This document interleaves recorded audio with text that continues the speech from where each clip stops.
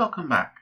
In the last lesson, we connected to a wireless network and ensured that the network we connected to had internet access. Now that our computer is connected to the internet, we need to start thinking about security. Over the next few lessons, I will dive into various things considered, such as choosing a good password and looking at virus and malware.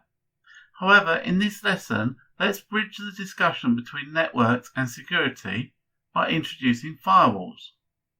What is a firewall? Well, it's a piece of software or hardware that is dedicated to running firewall software. It sits between your computer and the network and determines what can get through. Think of it like a nightclub bouncer or doorman, only letting through the people that you want in the club. Firewall acts the same way, but for your computer. I'm going to try not to get too technical, but they have two ways of working. First, they will look at the requests that you send out.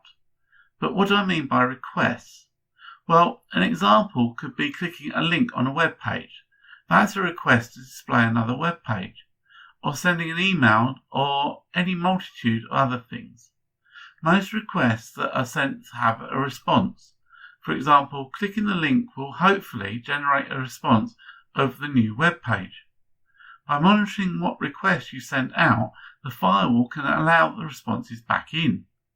It's like leaving the club and telling the bouncer that you are getting something and you'll be back in a minute. You want the bouncer to let you back in, ideally without having to join the queue and paying again. Let's consider the bouncer that will only allow people that are smartly dressed and no trainers or sports clothes. This is the other way that firewalls work. You set rules to allow certain types of traffic through. This is especially useful for companies that run their own servers. They may have their own web or email server.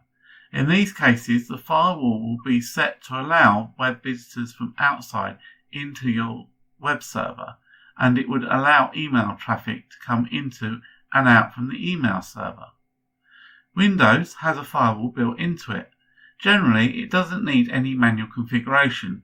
If you install a new piece of software that accesses the network or internet in a different way, you may occasionally see a pop-up telling you that it has blocked some features of the new app. You have the option of selecting a couple of tick boxes and allowing access. The first tick box asks to allow for private networks. Windows classes home and work networks as private. What this means is that you trust the other devices and people on the network, whereas public networks are much more open, such as the Wi-Fi hotspot you connect to in a coffee shop or an airport. With these networks, you have no idea who or what else is connected to the network and what information they may be looking at.